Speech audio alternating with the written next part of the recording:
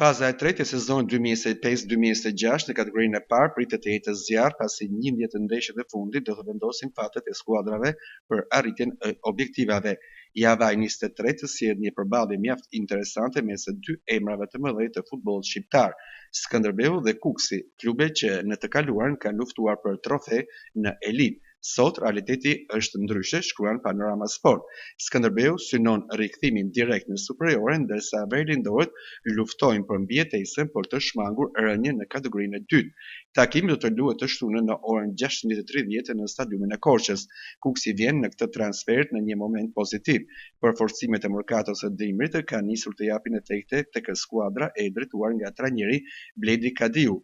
Fundjavën e kaluar, Verlindohet arriti një fitore 4-2 ndaj Korabit, duke shënuar për herë të parë këtë sezon më shumë se 2 gola në një ndeshje.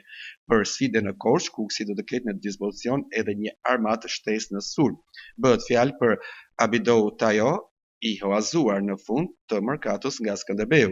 Tayo mungoi në javën e fundit për shkak të pezullimit pas kartonit të kuq në fushë kruje ndaj Iliris, por tashmë është i gatshëm. Sulmuesi ishte një nga golshënuesit më të mirë të Skënderbeut në pjesën e parë të sezonit me 5 gola të realizuar.